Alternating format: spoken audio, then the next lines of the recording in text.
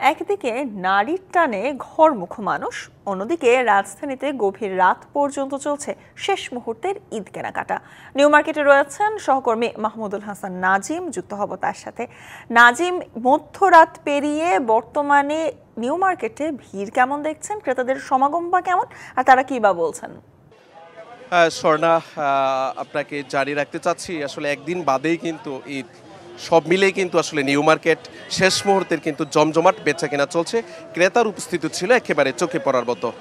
আমরা যদি new market এলাকার যে বেশ কিছু দোকানপাট রয়েছে আসলে সেখান থেকে যদি আমরা ডিবিসি নিউজের ক্যামেরার মাধ্যমে দেখাতে চাচ্ছি, সেই আসলে উপচে পড়া ভিড় আসলে শেষ মুহূর্তে তাদের যারা কেনাকাটা করতে পারেননি, আসলে দিনের বেলা আসলে একটু অতিরিক্ত গরম থাকার কারণে কিন্তু যে অনেকেই রাতেই কেনাকাটা করতে স্বাচ্ছন্দ্য বোধ করছেন।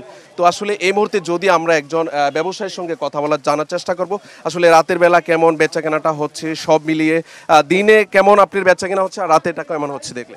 শাইনি চুলে এখন হবে সব হেয়ারস্টাইল। সিল্কোর দ্বিগুণ শাইনি চুল প্রতিদিন।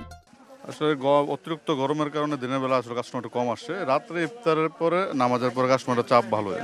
আমরা কাল বাদে কিন্তু পরশু দিন কিন্তু ঈদ, আসলে এর বারে আজকের দিনে কেমন দেখেছেন এবং কালকে পর্যন্ত বেচা কেনা বাড়বে কিনা এরকম? যদি 29 রোজ হয় তাহলে কালকে বেচা কেনার চাপ পড়বে, কিন্তু আসলে মানুষের সাথে 30 জন্য একটু, আমরা যারা রোজা রাখি তারা 30 রোজে চায়, অ্যাটলিস্ট যদি একদিন কমে গেছে এখন দেখা যাচ্ছে কালকে চাপ থাকবে। জি, আপনাকে অসংখ্য ধন্যবাদ। স্বর্ণা যেমনটি শুনছিলেন, তিনি কিন্তু বলেছেন যে আসলে এখানে যারা কেনাকাটা করতে আসে, একজন ক্রেতার সঙ্গে কথা বলবো। আপনি রাতের বেলা কেন বেছে নিয়েছেন কেনাকাটা করার জন্য? দিনের বেলা অনেক গরম থাকে, আবহাওয়া খুব তপ্ত, তাই রাতে আসলাম যাতে শীতল আবহাওয়ায় আমরা একটু কেনাকাটা করতে পারি।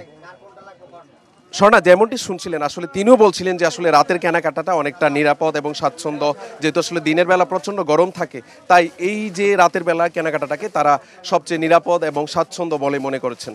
তো এই ছিল নিউ মার্কেট এলাকা আমার কাছ থেকে সর্বশেষ তথ্য। স্বর্ণা। সহকর্মী মাহমুদুল হাসান নাজিম জানাচ্ছিলেন শেষ মুহূর্তের ঈদ কেনাকাটার খবর।